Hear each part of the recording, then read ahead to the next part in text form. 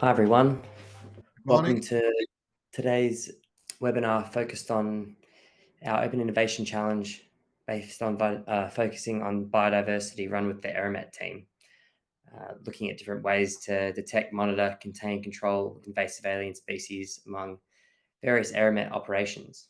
As always, we like to begin with an acknowledgement of country. We acknowledge and pay respects to Indigenous, traditional and tribal peoples of the lands and waterways in which we work from today. Specifically for me, that's Quebecois land, home to the Wurundjeri people in Australia. We pay respect to those elders past, present and emerging, and extend that respect to Aboriginal and Torres Strait Islanders here with us today. A rough agenda of what we'll be going through today. I'll walk us through introductions as I have. I'll hand over to Frederic to talk about Eramet, the biodiversity topic and background, particularly how it links to this challenge that we're running. And then I'll speak a bit more about the opportunity available here, how you can engage, and then we'll move on to the Q&A session. So a few words of introduction regarding Eramet. Eramet is a French mining company with different international position. We have 4 locations for mining activities. And as you can see on the slide, we have a base of strategy to meet the demands of the new era of metals and the metals of the ecological and energy transitions. I mean by that manganese and nickel ores and lithium, with the mine that we are about to open at the end of this year. And we have also operation with extractions of mineral sand, titanium and zircon in Senegal. And to give you an idea about the size of the company, we are 11,000 people working within Eramet, and the revenue in 2024 was 2.8 billion euro. Now, if we're talking about biodiversity, we're having first commitments, as you can see on the right side of the slide. We have public commitments. Some on the biodiversity are placed in our general CSR roadmap named Act for Positive Mining. There you're going to find also some commitments in terms of social aspects and climate change. There is more detailed biodiversity commitments that are also public, and we have joined an initiative which is Act for Nature International for the validation of these commitments and also the follow-up on the commitments, on the achievements. And one commitment that we also made that is very strategic for Eramet is IOMA. We made the commitment to have a start open audit with a third-party consultant on each of our mining sites. And IOMA is in fact an initiative, an international initiative that has been found in 2006. And in this coalition, you can find NGOs, environmental NGOs, but you can also find representative of communities, representative of workers with the unions, representative of the financing of the mining industry, and also of the customers that are using minerals and metals. And more concretely, HIRMA, in terms of biodiversity, is very associated with another standard that is quite famous on biodiversity aspect, is the one of the IFC, is number 6, that is dedicated to biodiversity. And it means by that, in these standards, that there is, of course, the application of the mitigation hierarchy, meaning measures in terms of avoidance, in terms of mitigation, minimization, and rehabilitation, and also offsetting. And the idea is to have a quantitative approach. It means that at the end, we want to have a balance that is 0 in between losses and gains, or even a balance that is positive, so meaning positive contributions for the net balance. And it also means that to develop this strategy, to implement this strategy, we have dedicated team on biodiversity on each of our mines. And we have also bands with a new bands that has been formulated this year in July, which is against deep sea mining. So we took the firm position to not develop any exploration activity in deep sea.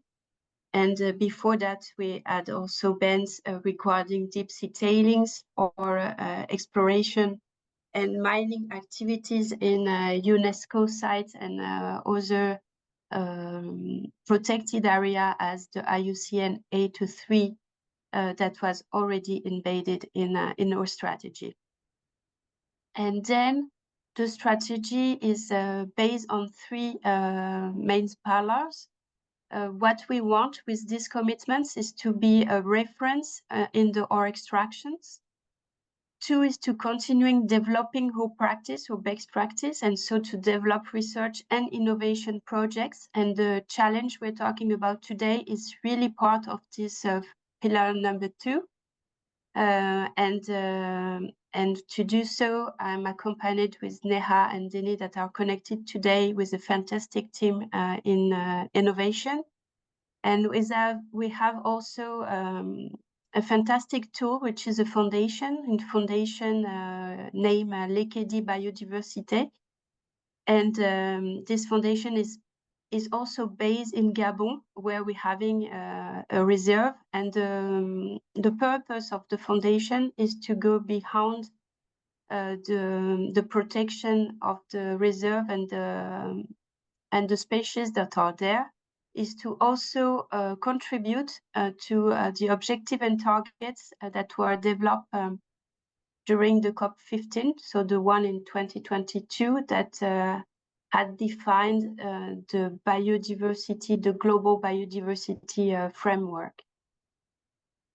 And the third pillar of the strategy is to raise awareness, to train and to share knowledge. And so to do this sharing, we want to do it internally, but also externally through external stakeholders. Now, if we talk a bit more about the challenge of today or of this year on biodiversity, what we really wanted to is to focus on invasive alien species for this challenge. And as you might know, it is a growing biodiversity concern across the globe.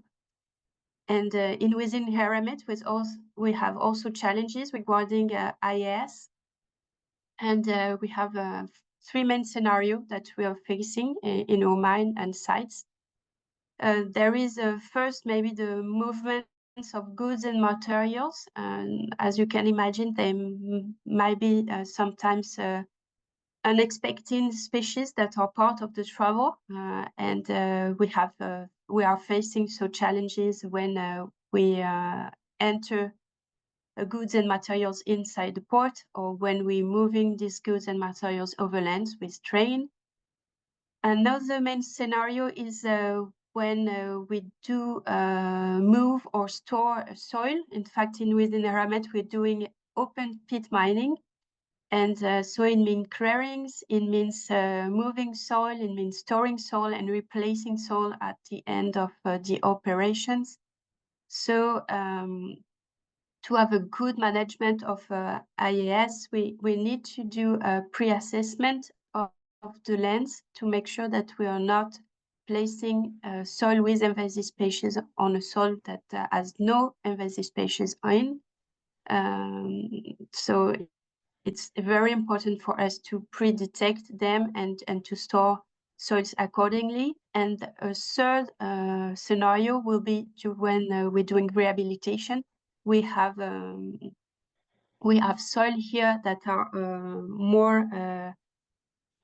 more easy for invasive species to get root on instead of other local pioneer plants. And so it's a period of time during the first months of rehabilitation or even the first year where we need to look at invasive species more specifically. And so the objective of the challenge is really to improve the prevention of IAS from taking root and from spreading. So it means a lot about detections and containment of these species. Now, please. Yes, I can take it ahead. And thank you, Frederick.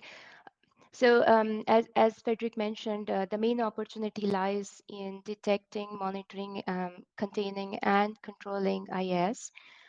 We have laid down some of the interest areas, solutions that could be interesting for us.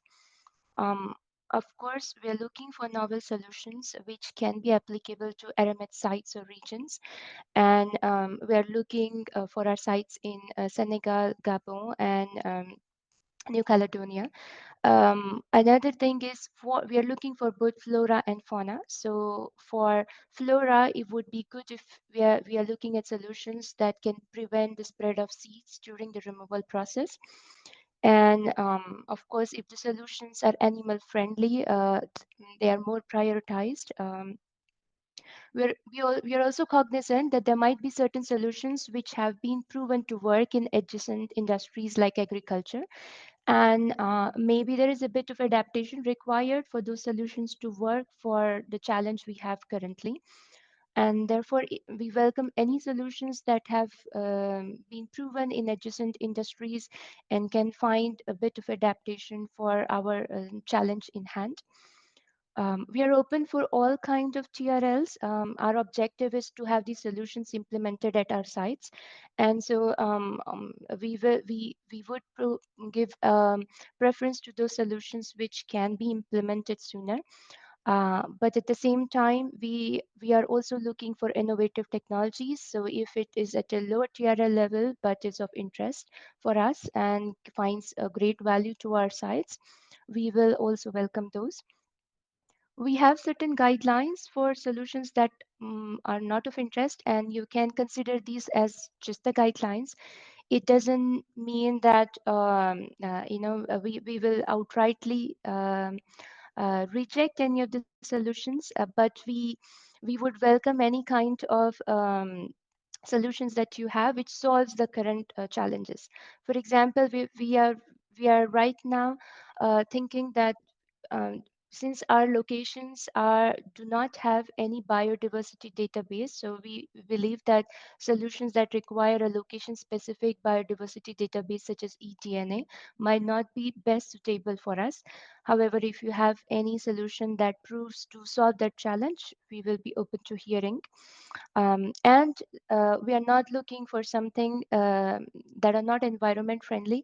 So solutions that use chemicals are lower prioritized, and we welcome those which are more environmental friendly for our sites. If I talk about the opportunity, once we have selected a solution, we will sign an NDA and we can share the data further to see how this solution can be implemented to our sites. We will provide necessary funding and any other contributions that might be required to trial this solution at our sites. And as I mentioned previously, we are looking for implementing this in our sites in New Caledonia, Gabon, and Senegal. So with respect to the timeline, this challenge was launched last month in October, and it's still open. It would be open until 14th of January. Post then, we will close and review this all the submissions that have been submitted. You're most welcome to submit any questions that you have during this time, and we'll be here to answer them. Um, Post January, we believe by March we should be able to inform the innovators. We also sometimes ask certain innovators to come on the call and explain us more about the technology and get more clarifications. In past, we have selected up to 3 innovators after innovator interviews, where we sign an NDA and have further conversations, share and exchange data to see how those solutions can be implemented. So how do you get involved and submit to the process? Head on over to the Eramet Open Mine via this link.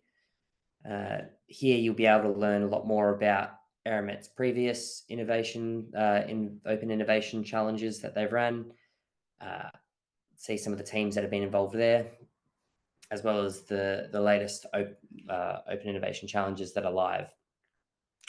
From there, if you do have a solution interested in learning more, there's a link that'll take you to the Unearth platform. Here you can register and go through all the different tabs, overview and description, to gain a deeper understanding of exactly what we're after. There's even a bit of information about some of the invasive alien species identified at Gabon in the description tab once you register. And then when you start a submission, you'll walk through all the different questions. In that questionnaire form, there'll be questions specifically tailored to the TRL of your solution. So those that are below TRL 5, there are some questions toward the end of the form catered for what kind of pathway would be that would work for your solution, and those that are higher TRL, looking at what does a pilot trial look like and how we can get there as soon as possible.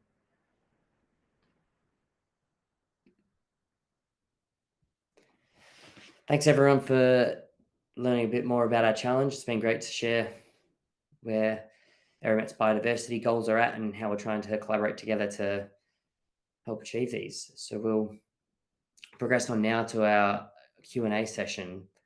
A few areas to consider on the screen for those interested, but if anyone has a question, feel free to jump off mute or pop them into the chat and we'll answer them as soon as possible. Good opportunity to ask the Eramet team for a little bit more.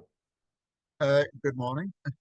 This is Andre Evers. Is it possible to, we are working on some solutions for vetting, for example, Japanese knotweed and other species, but they are new.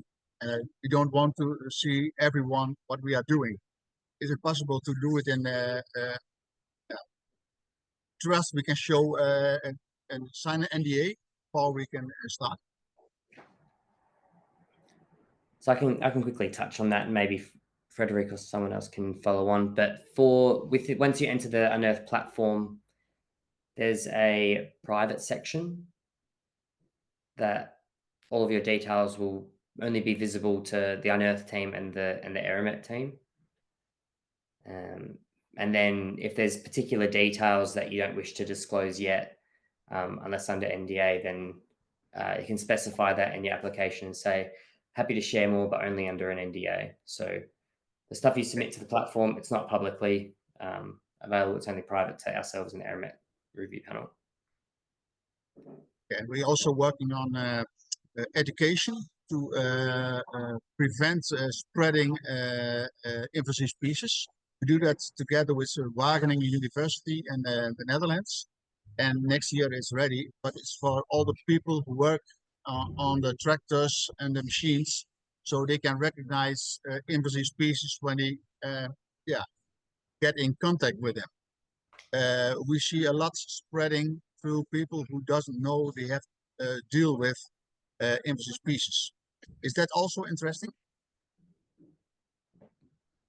Maybe I'll give that to Frederica, one of the Eramet team, to Yes, answer. it was not the main objective of the challenge, but still it can be of interest. But it was really not the main objective of the challenge. Okay, but we have also on innovations. But like I said, we do it in private. Yeah. Okay, that's one of my questions. Great, thanks Andre for your questions. We've got a question from Jeff Cars. What are the key invasive alien species taxa that you are interested in? So as I mentioned, we have 4 different locations and we really like the idea to have a pilot of one of our mining sites. 2 of them are in Africa, and in Africa, the taxa we are interested are plants. So in the country, there already exists a list of species of concerns regarding flora. And in New Caledonia, it will be much more mammals that we're talking about.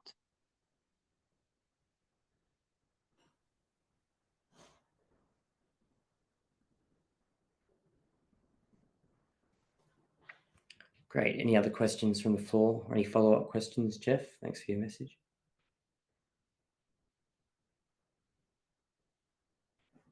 I've got one from Benjamin Tompkins.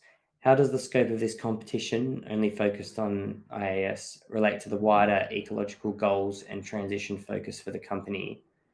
Will there be other competitions in the future to tackle some of the other issues in reaching net zero biodiversity impact, or are you hoping that finalists now will have broader scope to help you solve the issues throughout the whole portfolio of mines? So I guess looking at the broader goals, is there something that will span after this challenge? So yes, this is going. So maybe it's an echo to the strategy presentation that I was giving on biodiversity. The main pressure we're having on biodiversity is associated with land transformation and land use. So the most effort we are placing today and that we will continue to place on is the rehabilitation and also the process to control that we are doing clearing only on the limits that we have decided to do so. So we have also a process of internal permit and checking of these boundaries. I give you 3 main examples where we have challenges, and we have already measures in place. And the idea is to strengthen this measure and to get feed also by new ideas and innovations and technology.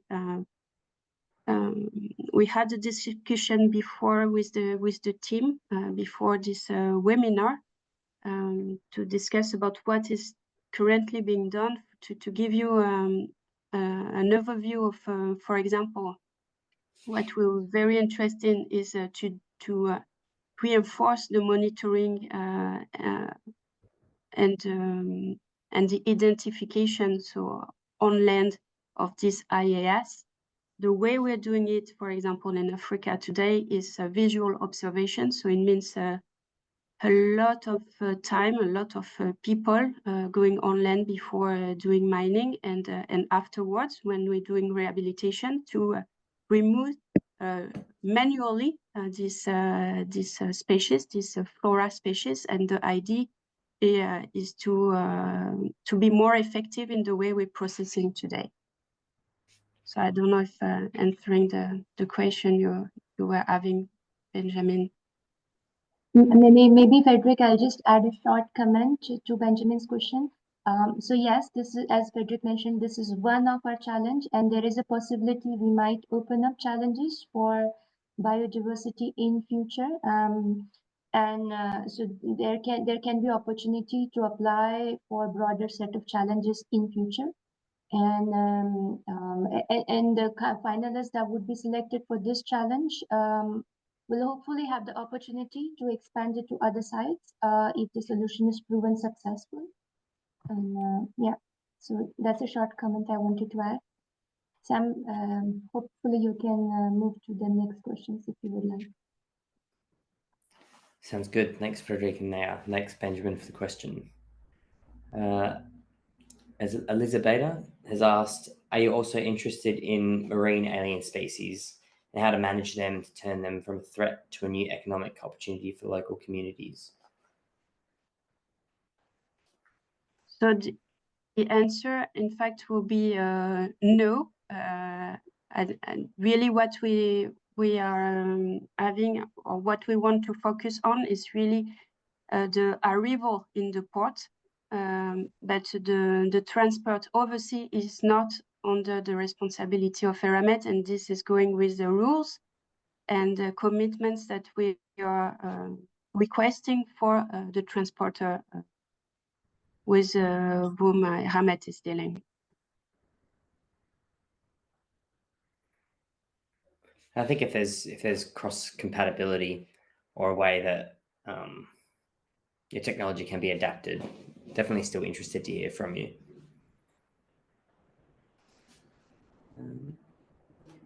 From Levi, how many projects will be successful and what is the total funding available to be split between all projects? Essentially, he's trying to identify if an anticipated pilot budget would fit the technology required. Roughly to start, I mentioned that there will be looking for 3 candidates to select to progress forward. Maybe Frederic or Naya, you can comment a bit further on funding all the projects. I can take this question. So essentially, we don't try to put a budget on the project because in past, in some of the projects required more than anticipated funding or what we write on the cost. So that discourages many applicants. So we are open for implementing any solution that fits the purpose and the funding will be available. So feel free to make a justified funding budget for the solution required, and we will be open to considering the budget. So we would not answer any limit right now. We'll be open to hearing what it requires to implement this or pilot this on our site.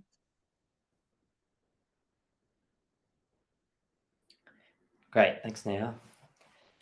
From Christy, we've got, why is eDNA excluded based on needing local reference data where the IAS are known? Frederic? Yes, regarding eDNA, unfortunately, we do not have a lot of information in the local database to do any eDNA. So except you have a technology that is not using or that does not need to get information from national database, it could be an option. But what we wanted to let you know by that is that there is no information that you will be able to find that is robust enough to do analysis as we can do in Australia, in Europe, on eDNA in Gabon or in Senegal.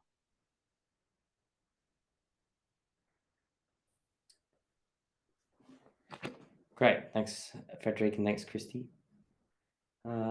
Mara has 2 questions. The first is, in terms of detecting IAS, are you primarily looking for early detection, precise mapping, predictive modeling, or a combination of these? Yes, clearly. That's clearly the type of thing we're looking for with the challenge. It's one of the components we're looking for. Yes. Early detection. It can be a combination of this. Yes. The detection, the mapping, the modeling. That's exactly is fitting with the objective fully. Great, thanks, Frederic. So yeah, definitely a combination of all these, if anything. And then second question from Mara, one of the sources our startup collects and analyzes data from is via the remote sensing technology. What if any data sources from Eramet are available? So would they receive access to historical biodiversity data, real-time sensor data, aerial imagery, LiDAR data, or anything like that, showing existing species distribution maps?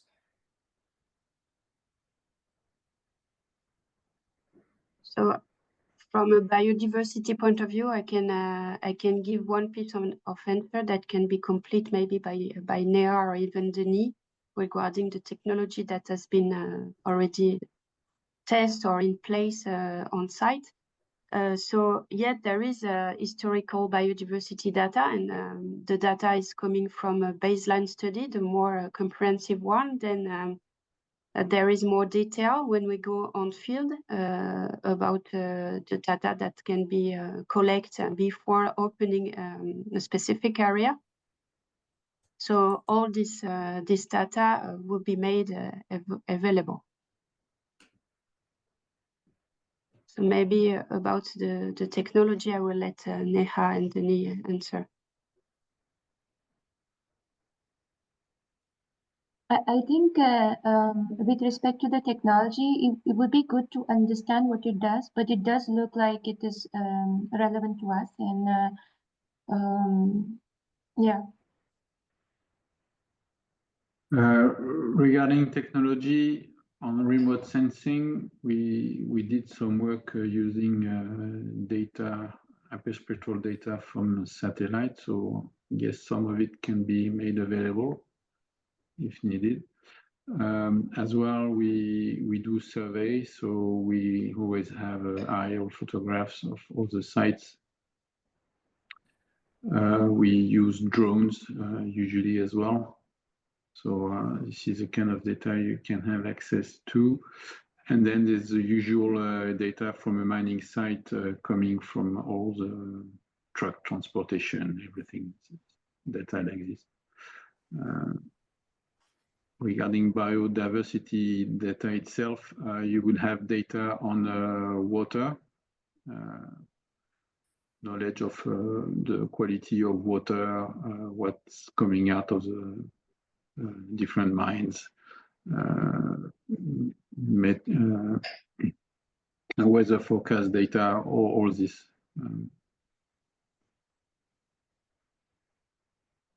I think that covers it all, at least from what I know. Great, thanks, team. A question from Mark. What are the approximate sizes of the project areas that you are targeting?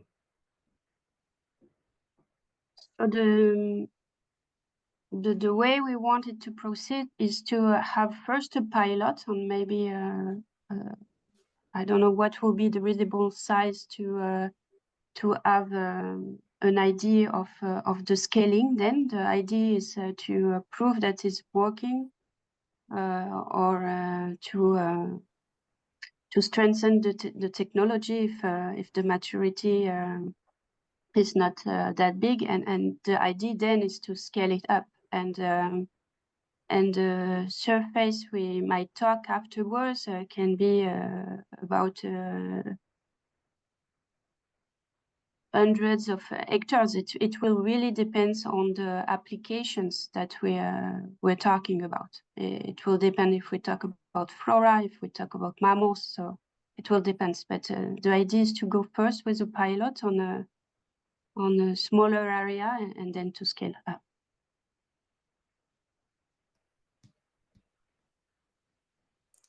Great. And just further to that as well, there's obviously these areas can span from rehabilitated land within an open pit mine or anywhere along a transport railway.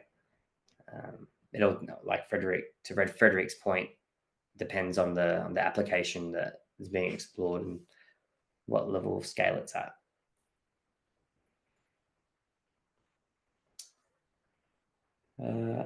Another question from Andrea. What are your timeframes for rehabilitation at these sites?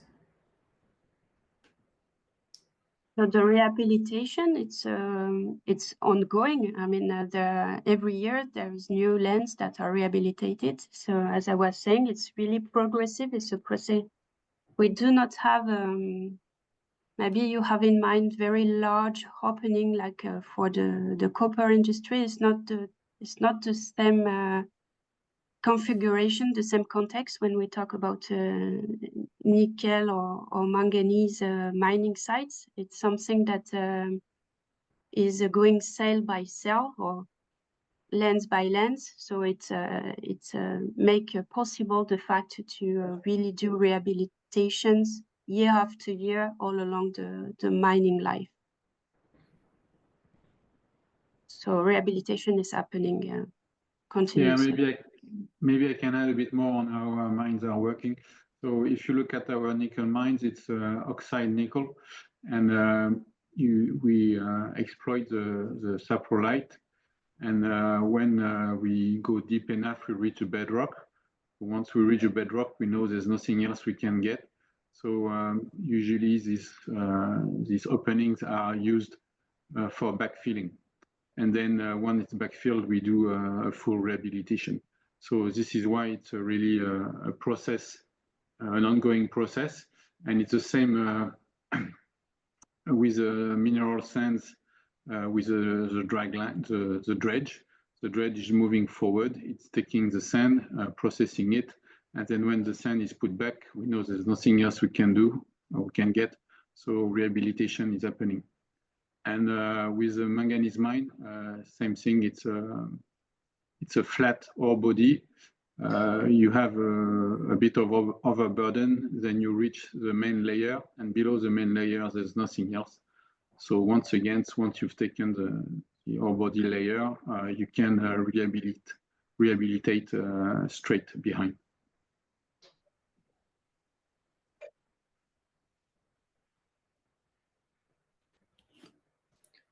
Great, thanks, Denny and Frederic. One of our next questions from Christy again. How much soil is moved, hand searched and stored?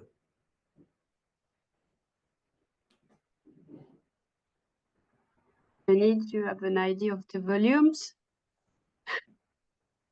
It's a tough question, actually. It's a tough question. Yeah, on top of my head, I won't be able to answer.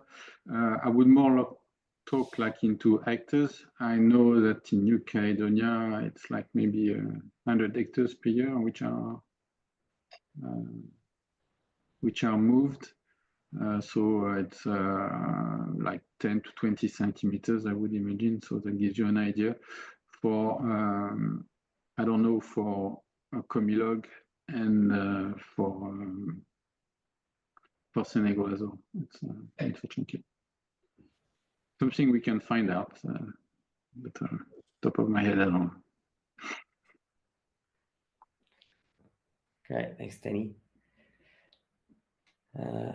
A question from Benjamin again. Are there any social aspects of a solution you might be interested in that either involve or benefit the local communities around the mine sites?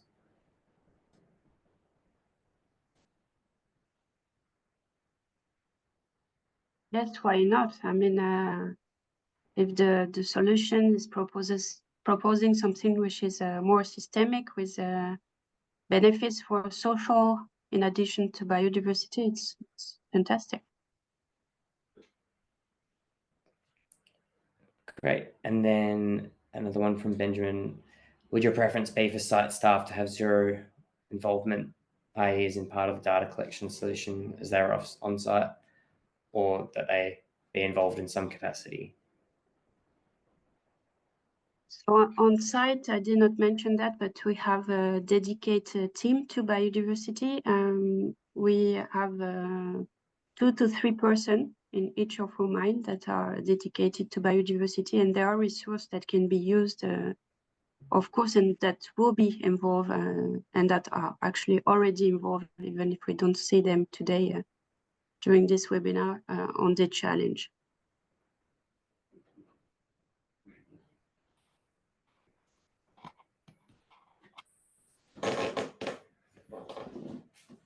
Great. Any other final questions in the room? Now's your final chance, even if you want to ask one verbally as well.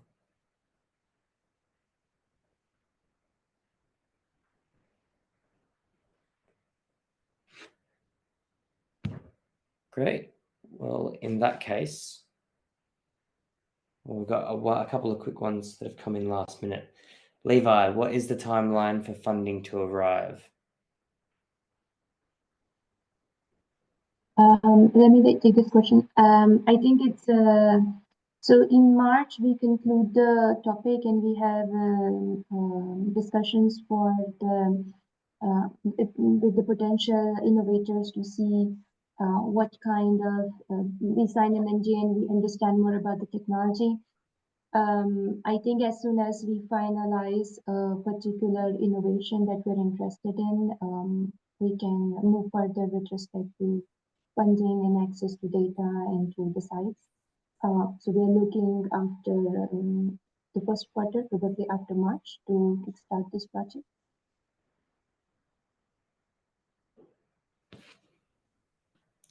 And one from Raphael. Can you talk more about the biodiversity team?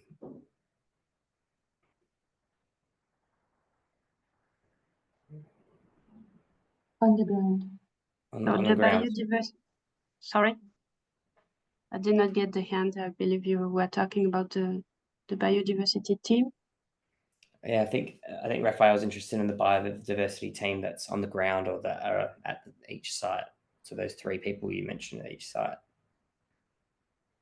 So there are people with background in environment or in ecology. We have 3 persons in New Caledonia that are piloting the biodiversity topics in New Caledonia, and then they have also different peoples where they can that they can use in the field on the day-to-day operation. We have also 3 persons in Gabon, and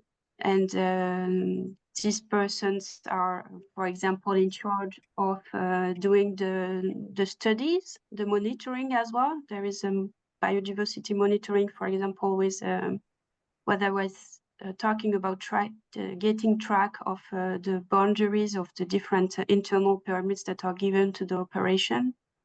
They are doing also monitoring, for example, of the fauna populations around with camera traps.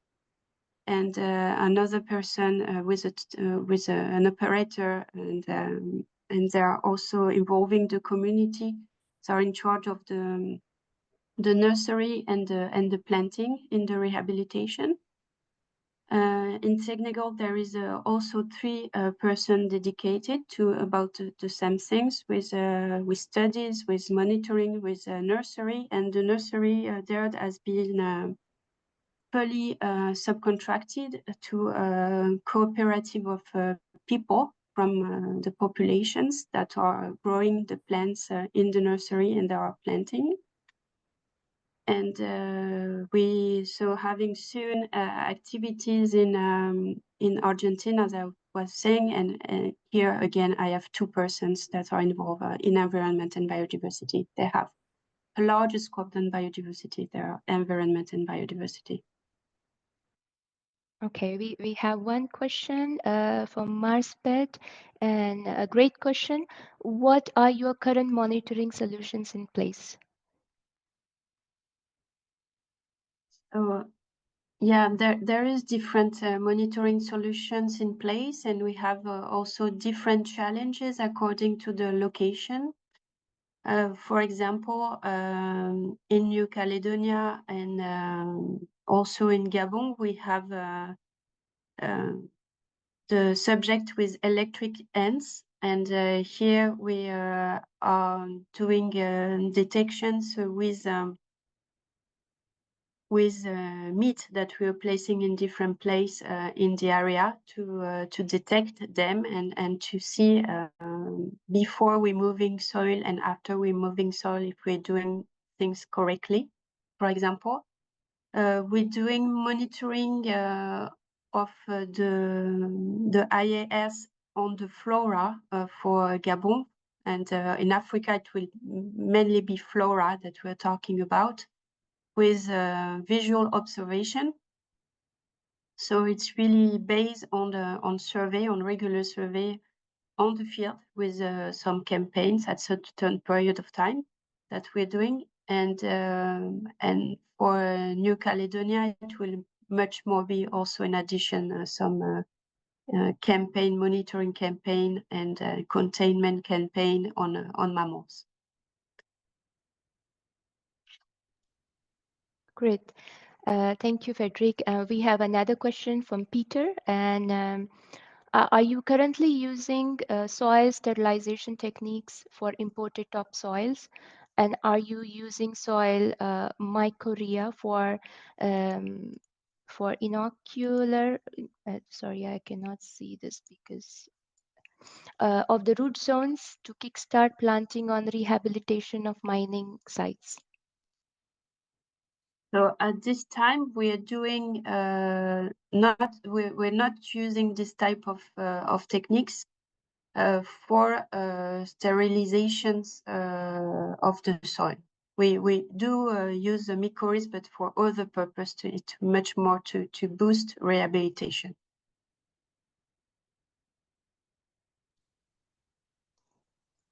Thank you, Frederic. And Peter, feel free to follow up. Add as well Yeah. that all the soils are used where they are produced, where they are taken from. So one mine will use its soil for itself. We don't move around the soil. Right. Thank you, Jenny, for the input. I was just mentioning, Peter, if you have any follow-up questions, feel free to ask, and same goes for everyone. We have another question from Fabien. Do you have a list of species of concern? How do you think about monitoring for IAS without local species list? Well, we do have list actually, and it's something that you can ask for when applying for the challenge. So it's something that you're gonna have access to. There is a complete list of invasive alien species for flora in Africa that you're gonna find, and also the mammals that we're looking at in New Caledonia. And then for the rest, I also mentioned the electric ants that are a subject that we're finding in the two places. Perfect. And I think we have another question from Peter. What is the current extent of your drone use in remote monitoring of sites and in intelligence spot treatment of IAS? Yes, for drone monitoring, it's only for mining operations. We, as far as I know, we don't do monitoring for species.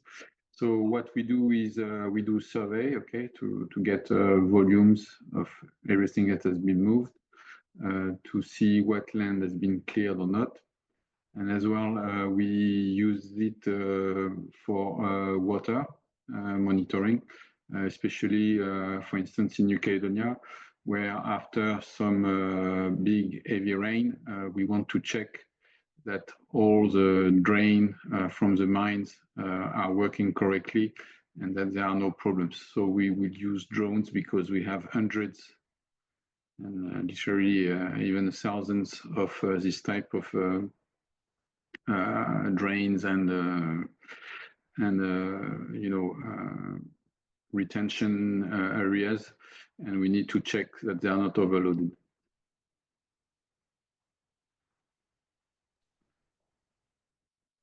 Perfect. Thank you, Jenny. So that's all the questions we have until now. I think we have one more question from Fabien. The 3 sites where the technology should be deployed are those rehabilitation sites. So sorry, do you want it to go ahead? Please go. I will add if needed. Go ahead, and I will complement.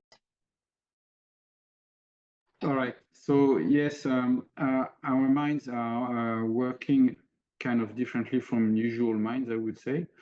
It's not like we are different, but usually we have kind of smaller pits or smaller areas where we are mining, and then these areas are fully mined, and after they are fully mined, they can be rehabilitated. We don't have to dig the whole mine before we and then do a proper closure. So this is working in New Caledonia and as well in Gabon and in Senegal. In New Caledonia, the mine is composed of many different small pits on top of a mountain or kind of a flat mountain. and there you will dig up to the hard rock bed, and then we know that below that there won't be anything. So once this has been mined, we can use it as an area for waste disposal. You have the same in Gabon, where we have an overburden that we're going to be moving, and then we mine, and then a few meters of ore, and then below that it's as well waste. So these areas can be used for TSF or for waste dumps. And in Senegal, we are using a dredge. So it's completely different type. We are moving into the sand. And then as we extract, we put back the sands behind us. And then we just have to model the area to give it the shape it has before. And then we can put new plants. I mean, we can rehabilitate the area. So, and the way we, as Nea was mentioning, the way we generally